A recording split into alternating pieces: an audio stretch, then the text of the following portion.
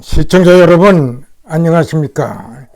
여기는 독일에서 보내드리는 이영규의 독일 이야기입니다. 오늘은 여러분께 말씀드릴 주제는 교황 베네딕트 16세의 소고. 지난해 말 이 베네딕트 16세는 95세를 일기로 사망을 했습니다. 95세를 일기로. 그리고 2023년 1월 5일 날 교황청에서 장례식이 아주 경건하게, 그러면서 한 5만 명의 인파 속에서 장례식을 끝을 냈습니다. 지난해 엘리자베스 여왕이 죽었을 때 한 수백만이 영국을 휘덮었습니다마는 베네딕트 16세 교황의 장례식은 비록 그 수는 그렇게 많지 않더라도 아주 경건하게, 그리고 전 세계를 향한 하나의 우리에게 무언가 주는, 기독교사에서 무언가 주는, 어떤 깨우침을 주는 그런 장례식이 아닌가, 저는 그렇게 봅니다. 우리가 베네딕트 16세를 보면 아주 강직한 믿음의 교황으로 알려져 있어요. 강직한 믿음의 교황으로. 근데 재미있는 사실은 500년 만에 처음 독일 사람이 교황이 됐다는 점. 그리고 어떤 면에서는 더 재미있는 것은 8년간의 임기를 끝내고 더 이상 교황직을 지속하지 않았다는 점. 스스로 그만둔 거죠. 그런 건 역사상 없답니다. 근데 그것도 참 뭐라고 얘기할까요? 재밌는지 하여튼 특이한 사항인지, 여하튼 베네딕트 16세는 8년간의 시간을 끝내고 교황직을 이제 스스로 사임한. 우리가 베네딕트 16세 이 교황의 종교적인 위치랄까요? 이런 걸 보면은 굉장히 좀 보수적인 경향을 있다고 평을 받는 거죠. 그러나 우리가 보수적인 경향을 있다고 그런 평을 받는 뒤에는, 보통 보면은 그런 사람들 뒤에는 강직한 믿음의 소유자, 강직한 신앙의 소유자로 많이 알려졌어요. 왜냐하면 지금까지 내려오는 그 기독교 전통에서 뭔가를 이렇게 개혁이나 이런 것보다는 전통적으로 유지하려고 하는 그런 보수주의적인 경향을 가진 것이 베네딕트 16세입니다.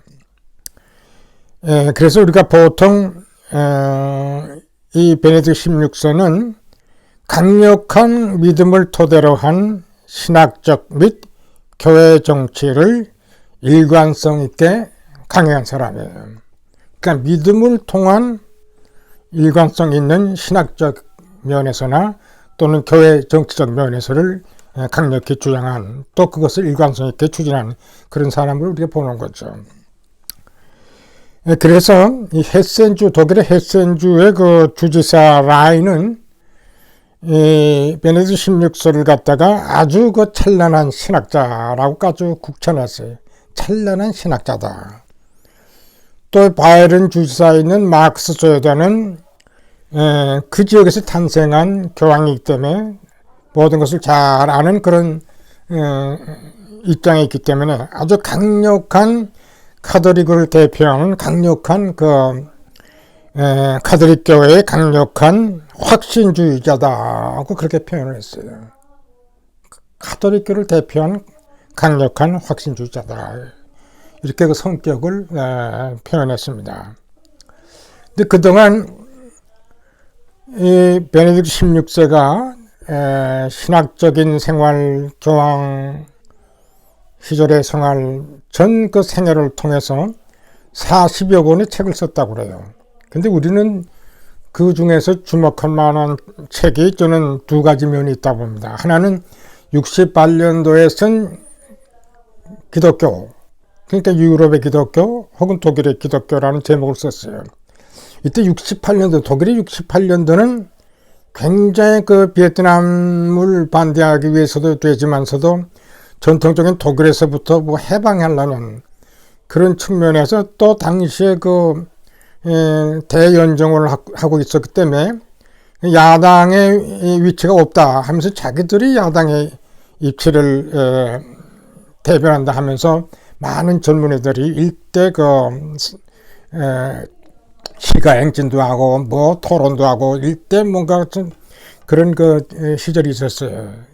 이때가 굉장히 저도 그때 대학교를 다녔습니다만은 그때 당시 좌익계 학생들이 주도가 돼가지고 그렇게 정부를 비판하고 전통적인 독일 사회를 비판하고 물론 민주화라는 구실을 가지면서 그리고 베트남 전쟁에 대해서 반대하면서 호지민 뭐 사진이 들어오고 뭐 모택동 사진이 들어오고 그런 거 일대 그 시위를 했습니다. 거기에서 독일의 전통에서 많이 벗어나려고는 이런 가족제에 대해서 벗어나려고는 또 특히 여성 해방 운동을 부르짖고 이제 그런 가운데서 굉장히 그 혼란한 그런 생활이 있었어요. 68년도에 그 하나의 준 혁명 시절에 볼 수 있는데 그때 이 베네딕트 16세가 기독교라는 책을 썼어요. 기독교라는 책을 쓰면서 뭔가 기존의 사회, 기독교적인 사회를 갖다가 유지하려고 했던 그 책이 아닌가. 저는 읽어보진 못했습니다만은 바로 그런 내용이 아닌가. 저는 그렇게 생각을 합니다. 그런데 이제 그 후에 어떻게 됐습니까? 유럽 전체, 어떤 면에서 뭐 세계까지 퍼지면서 특히 독일 사회에서 기독교의 세속화가 갑자기 이렇게 진행되면서 그 후에 참 지금 기독교가 도대체 존재하는가 할 정도로 위험 단계에 들어갔은 거죠. 그래가지고 이 세속화가 독일뿐만 아니라 전 세계로 확산되는 그런 경향까지 일어나지 않았나 저는 그렇게 생각을 합니다. 근데 이번에 교황의 소고로 우리가 뭔가를 주의 깊게 볼 필요성이 뭐냐 하면은 그가 교황으로 있는 당시에 예수에 대한 책을 3권으로 요약을 했어요. 처음에는 첫 권은 예수 나사렛, 그 다음에 두 번째는 복음, 4대 복음에 대한 구체적인 설명, 그 다음에는 세 번째는 예수님의 예루살렘으로 가는 곳과 그 후에 부활, 그리고 이제 재림, 이렇게 해가지고 셋으로 된 이 책을 썼어요.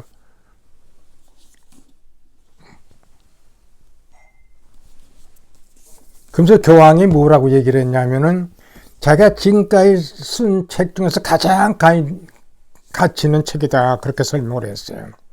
저는 이 책을 아주 잘 썼다고 생각합니다. 교황의 사명을 통해서 다시 예수님이 이 책을 통해서 전 살아날 수 있는 가능성이 있다고 봅니다. 다시 예수님이 이 기독교가 다시 부활하지 않을까. 이 교황의 죽음으로 다시 기독교가 부활하지 않을까. 서양의 기독교가 다시 부활하지 않을까. 아니 전 세계로 확장되지 않을까. 지금 기독교 인구는 10억이 넘는다 합니다. 여러 종교에서 가장 강력한 종교입니다. 점점 그동안의 세속화에서 다시 교황의 사망으로 살아나면서 기독교가 다시 부흥하지 않을까.